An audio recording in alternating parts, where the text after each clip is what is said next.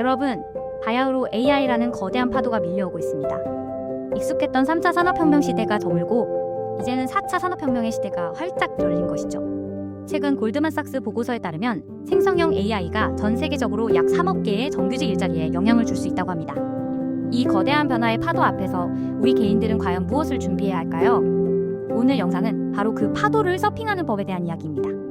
AI가 모든 걸 집어삼킬 것만 같은 이 시대에 도대체 어떤 무기를 가져야 살아남을 수 있을지, 그리고 AI가 절대 넘볼 수 없는 성역은 어디인지 지금부터 데이터를 바탕으로 아주 냉정하게 파헤쳐 보겠습니다.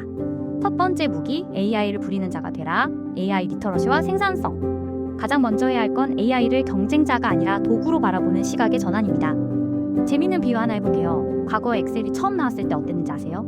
수많은 격리 직원들이 이제 우린 다 죽었다고 통곡했습니다.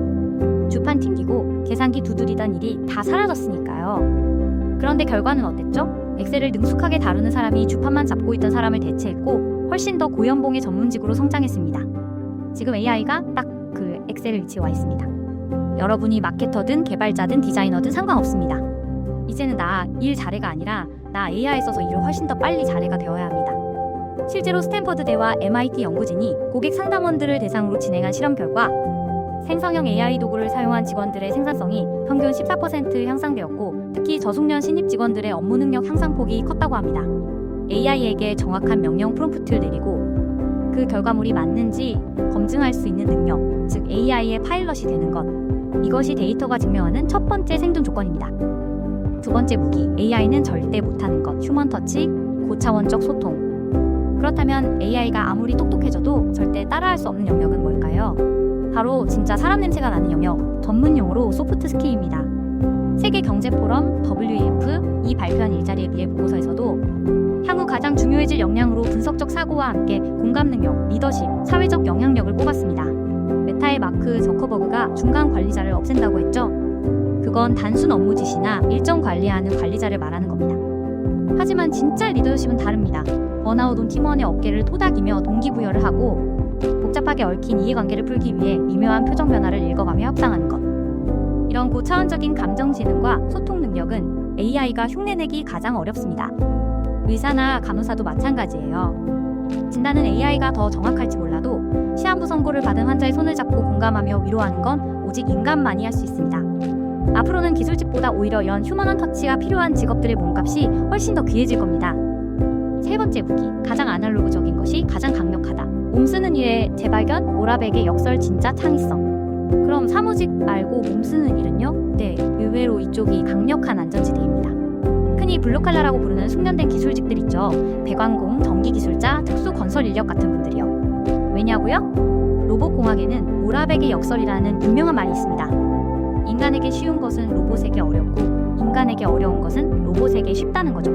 계산이나 데이터 분석은 AI가 쉽지만 걷고 물건을 짚고 예측 불가능한 환경에 대응하는 건 로봇에게 너무 고난도 미션입니다.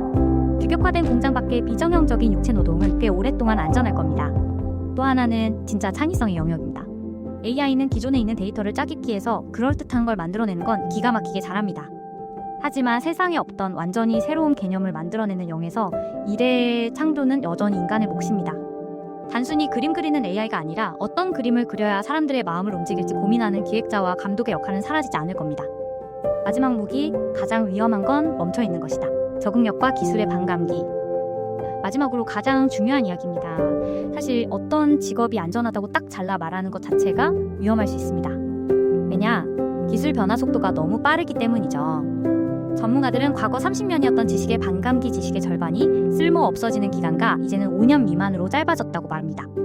오늘 안전했던 직업이 5년 뒤엔 사라질 수도 있다는 뜻입니다. 그래서 지금 우리에게 가장 필요한 능력은 특정 기술 하나가 아니라 새로운 것을 빠르게 배우는 능력, 러닝 어질리티 그 자체입니다.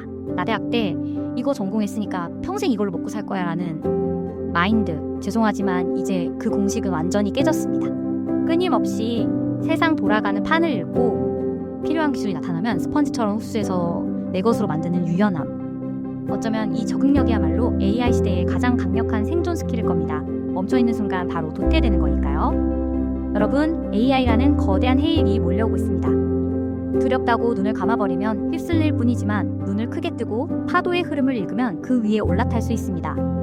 기술이 인간을 대체하는 것이 아니라 기술을 잘 활용하는 인간이 그렇지 못한 인간을 대체하게 될 것입니다.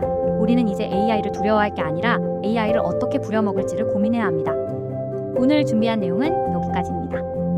AI 시대의 생존 전략, 그리고 우리가 꼭 알아야 할 미래 일자리의 변화에 대해 앞으로도 가장 빠른 소식을 원하신다면 구독과 좋아요를 해주세요. 이거 하루는 트렌드 이슈, 정보 중심으로 유익한 정보를 발빠르게 전해드립니다. 또한 여러분이 숨겨둔 비장의 생존 무기는 뭔지 댓글로 살짝 공유해주세요. 다음에도 어디 가서 아는 척하기 딱 좋은 필수 생존 정보로 돌아오겠습니다. 지금까지 이거 하루였습니다.